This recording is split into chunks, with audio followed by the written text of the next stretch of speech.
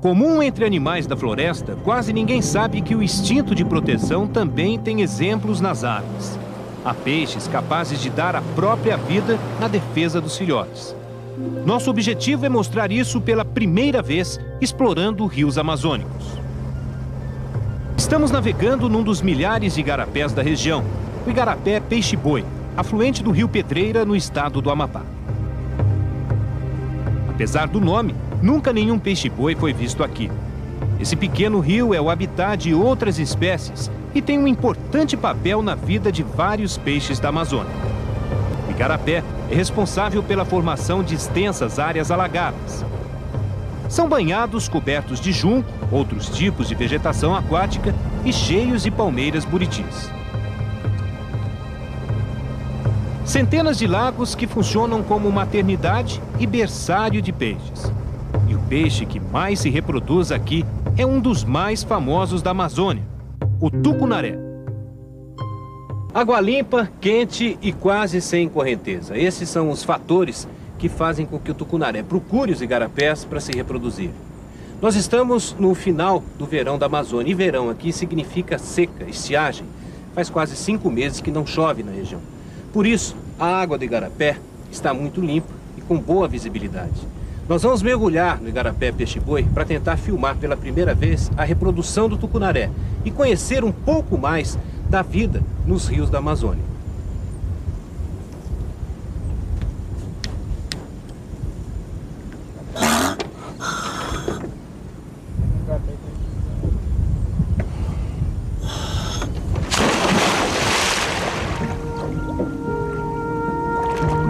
Apesar de estreito, o igarapé é profundo. Em alguns trechos chega a 10 metros. A água limpa nos dá uma visibilidade de 4 metros no máximo. Isso porque o leito do igarapé tem uma vegetação escura que não reflete a luz do sol, o que dificulta a nossa procura. Perto das margens, no meio do junco, avistamos os primeiros peixes. São mafurás, uma espécie parente do pacu do Pantanal. No meio deles, um primeiro tucunaré que se afasta rapidamente. Outros peixes aparecem, mas sempre se protegem no meio da vegetação, onde não conseguimos entrar. Continuamos a busca e encontramos um primeiro sinal de reprodução. Essa área limpa com pequenos buracos serviu de ninho para a desova do tucunaré há pouco tempo. Mais 10 minutos de mergulho e avistamos outros tucunarés, que desconfiados mantêm a distância. Provavelmente estão procurando uma área para desovar e iniciar um ciclo de reprodução diferente de quase todos os peixes do país. A maioria dos peixes de água doce do Brasil pertence à classe dos reofílicos, ou seja, amantes da correnteza. Espécies como o pintado, piraputanga e corimbatá, comuns na Bacia do Prata, são peixes de piracema. Só se reproduzem uma vez por ano e para isso precisam migrar. Nadar contra a correnteza dos rios pelo menos 300 quilômetros. O dourado, conhecido como o rei do rio, é ainda mais exigente. Precisa migrar mais de 400 quilômetros para só depois desovar. Todo esse esforço dos peixes na piracema é preciso para se queimar gordura e estimular a hipófise, uma glândula responsável pela produção de hormônios, entre eles o da reprodução. Nos reofílicos, a missão dos pais para perpetuar a espécie termina com a desova. No caso dos nossos peixes migradores, como corimbatá, pacus, pintados, estes produzem uma grande quantidade de ovos. Entretanto, o aproveitamento é muito baixo, cerca de 0,01%. Ou seja, para cada 1000 ovos, produz cerca de 10 alevinos. Espécies sedentárias, não migradoras, produzem uma quantidade de ovos reduzida, mas a taxa de fecundação e a transformação em peixinho é muito grande, porque esse protege a prole. Já o tucunaré é diferente. Faz parte de um grupo seleto, o dos peixes lênticos, como o próprio nome sugere, de águas lentas, ou seja, desovam em águas paradas. O tucunaré se reproduz de 2 a 3 vezes ao ano e, ao contrário dos peixes de Piracema, não precisa migrar para isso.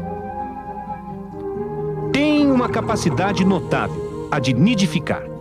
É um peixe que constrói ninho, desova, espera o nascimento dos filhotes e por um bom tempo acompanha o crescimento, protegendo os alevinos de predadores. Um comportamento raro.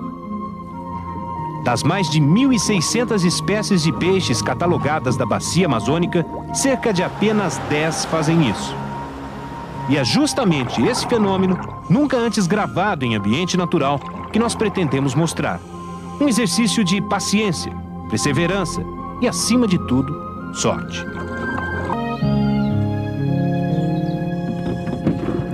Bem cedo caímos na água. Procuramos agora sinais de desova.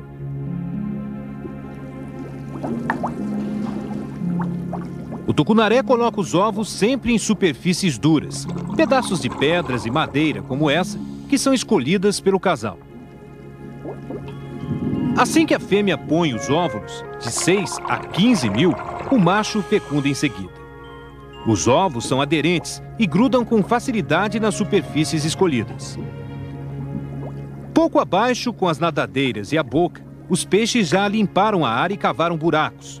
O ninho para onde vão as larvas assim que nascerem. Mais à frente, outra fêmea, como se estivesse de sentinela, denuncia uma desova. Pela cor amarela dos ovos grudados à pedra, dá para saber que são recentes.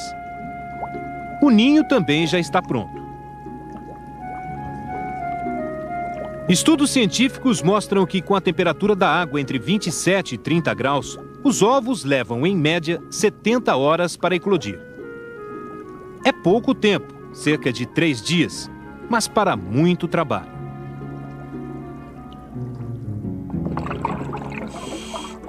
A vigia dos ovos tem que ser constante. Veja essa desova colocada em cima de um tronco de um buriti caído. A fêmea está atenta. Se afasta do ninho só para espantar predadores e volta em seguida.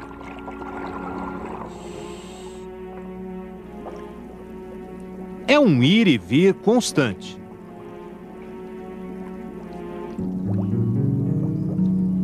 Ela não percebe, mas atrás do tronco está um acará preto, esperando o momento para atacar os ovos. Como um ladrão, ele é sorrateiro. Ataca na primeira oportunidade, mas a fêmea é mais rápida. Conforme as horas passam, os ovos mudam de cor. Primeiro cinza, logo em seguida amarelos. E por último, adquirem a cor das larvas, um cinza quase transparente. Veja esse momento. O primeiro ovo da desova está se rompendo. As larvas não nascem todas de uma vez, porque a desova é feita parceladamente. A taxa de nascimento é uma das mais altas entre os peixes e atinge, em média, 80% dos ovos. Estes outros, brancos, são ovos gorados. Abaixo, uma fêmea não se afasta do ninho. E não faltam motivos para tanta preocupação. O ninho tem milhares deles, larvas recém-nascidas. Milhares de peixinhos. No ninho, o início da vida vibra.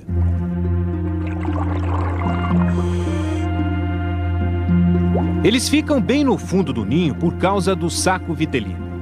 Uma bolsa com uma reserva de nutrientes que cada um deles tem para garantir a alimentação de 3 a 5 dias. Neste período, todos ficam no ninho se movimentando, se exercitando para, em pouco tempo, nadarem em busca de alimento. Está quase na hora do trabalho de proteção dos pais aumentar.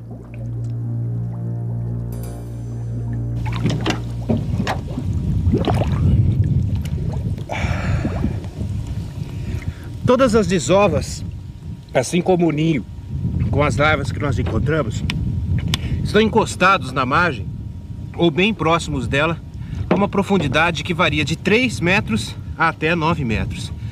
E todos os ninhos ficam sempre próximos à entrada de lagoas marginais como essa aqui. Para a gente acompanhar todo o ciclo de reprodução do tucunaré, nós vamos ter que mergulhar aqui pelo menos uma semana e torcer para que o tempo continue assim, sem chuva e a água bastante limpa.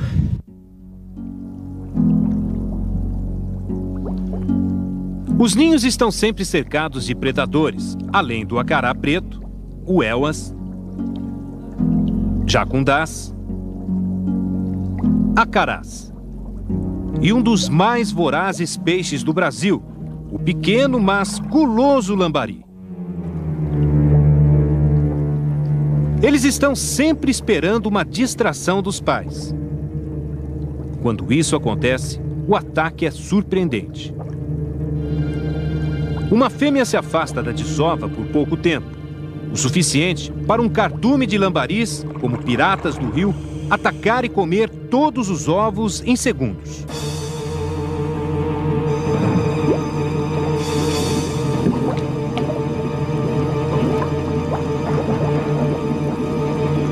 Eles comem tanto que dá até para perceber o aumento do tamanho da barriga de cada um.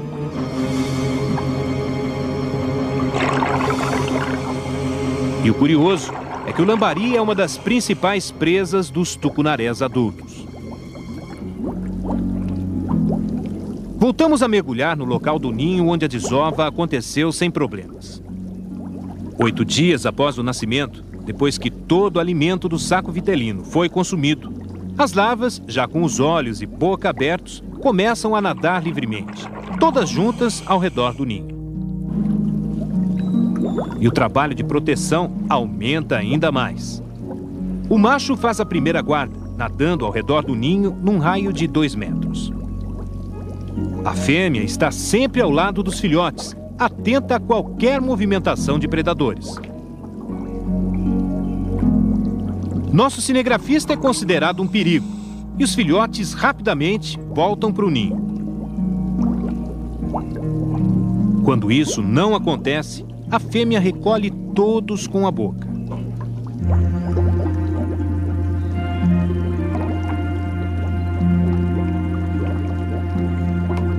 A cada dia que passa, as larvas nadam pouco a pouco mais longe do ninho, sempre vigiadas pelo casal.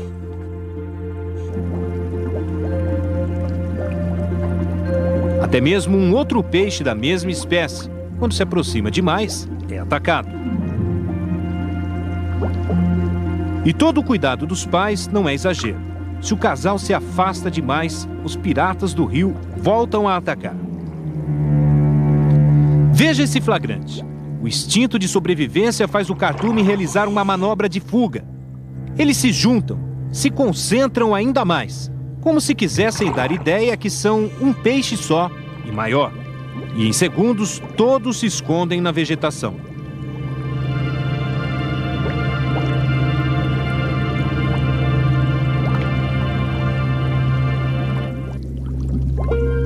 Nosso tempo de mergulho se esgota.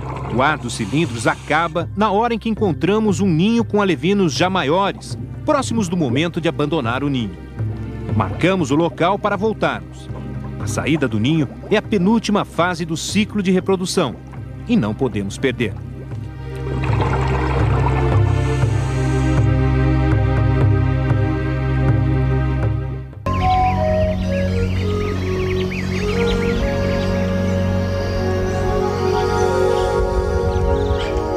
O sol, pouco a pouco, se esconde no horizonte.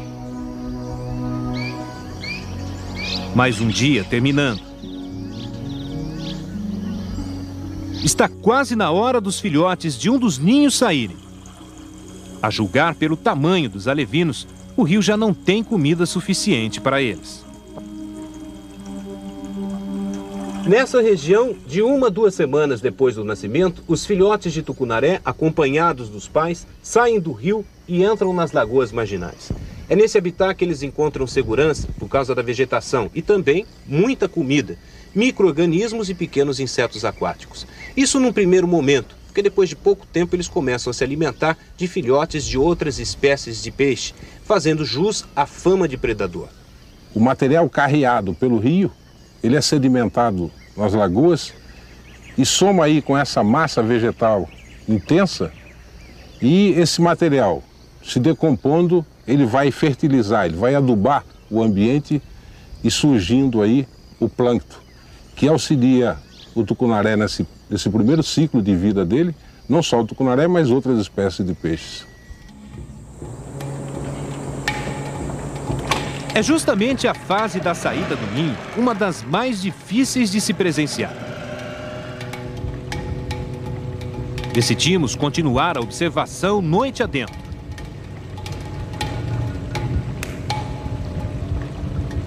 A lua cheia nasce, prometendo uma noite das mais claras. Procuramos acompanhar a rotina do ninho sem entrar na água, com a ajuda de lanternas.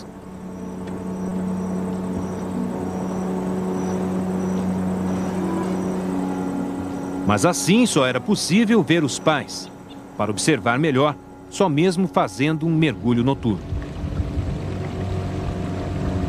Nós vamos mergulhar agora para não correr o risco de perdermos o momento em que os alevinos saem do ninho. E também para observar se durante a noite o comportamento dos peixes muda.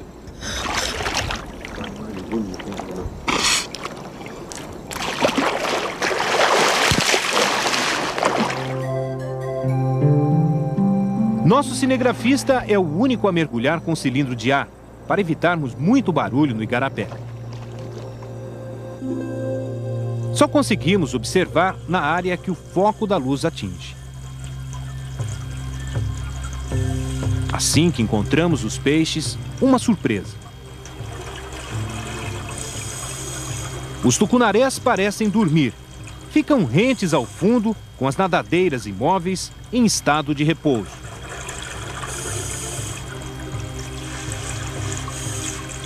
Alguns chegam quase a se esconder na vegetação do fundo.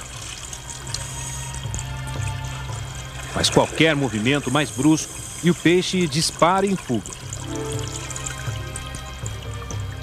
Já no ninho, as larvas continuam em atividade.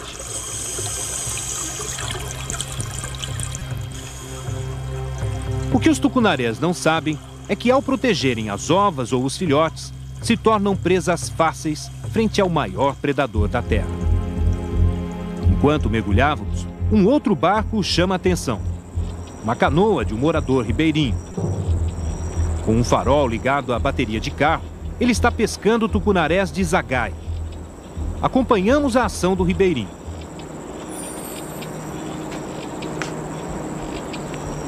Com o farol ele vai faxeando, como eles dizem aqui. Procura o peixe entre a vegetação da lagoa marginal, onde a água é mais rasa. O peixe, assim que é focado, fica atordoado, confuso pela luz e imóvel, se torna um alvo fácil. A zagaia é atirada.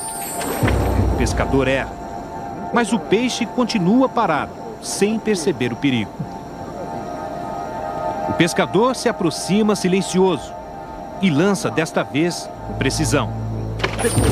A zagaia treme, com o peixe se debatendo, numa tentativa de escapar em vão. É uma cena forte, mas para o pescador, essa pesca não é um ato de lazer, e sim uma atividade de sobrevivência. Ele é apenas um entre milhares de ribeirinhos na Amazônia que dependem do peixe para comer. Essa é uma área em que nessa época o peixe está reproduzindo. Você sabia disso? Sei, mas a gente não pega o que está reproduzindo. Mas você tem certeza que esse aí não estava reproduzindo? Não, peixe solteiro. Como é que você sabe? É porque ele está sozinho. Sozinho? É. O que está reproduzindo sempre ele fica de casal, os dois. E ele não poderia estar aqui na lagoa com filhotinhos? Não, está solteiro. Como é que você sabe disso? É porque a gente conhece o peixe solteiro, é um peixe gordo, não está um peixe magro, ele está sempre sozinho. E antes de você disparar a zagaia, você teve tempo para observar tudo isso? Tem, a gente observa tudinho, porque sempre quando tiver a fêmea, a gente deixa ela, começa a focalizar, procurar que o macho está por perto. Você procura sempre matar o macho? É, sempre é o macho. Mas o macho não ajuda a proteger os filhotes também? Ajuda. Porque sempre eles andam de dois. E você acha que matando o macho, você não prejudica os filhotes? Não, porque a mãe cria. A mãe cria os alevinos. Se o peixe arpoado tinha filhotes ou não, é uma questão que não dá para responder. A única coisa certa é que matar um tucunaré nesta fase pode significar matar milhares deles. Nosso cinegrafista observa a movimentação de lambaris. Quando se aproxima, registra mais um ataque dos piratas do rio.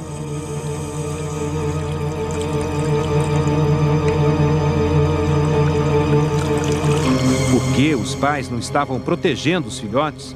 É outra questão que não dá para saber a resposta certa.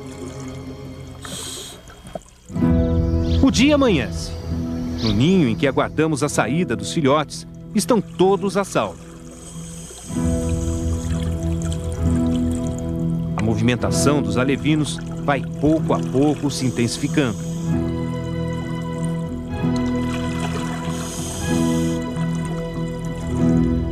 Os pais vigilantes acompanham.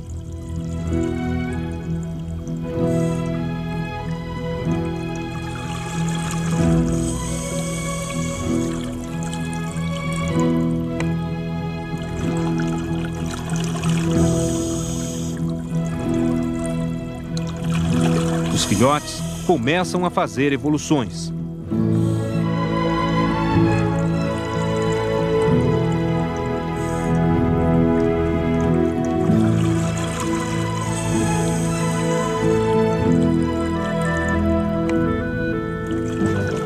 É a marcha para a vida. Uma coreografia perfeita.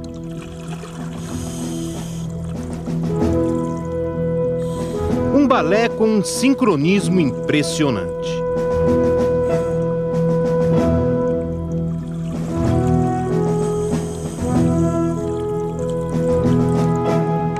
E essa dança prossegue até todos chegarem ao lago, onde a alimentação farta vai garantir o crescimento.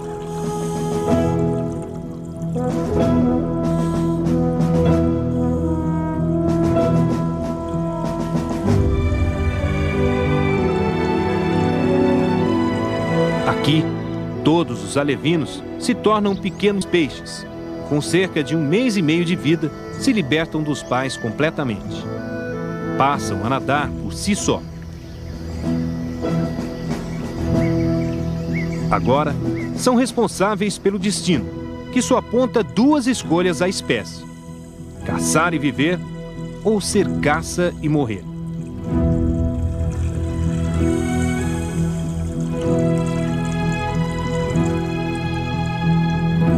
A lei da selva é a mesma dentro d'água.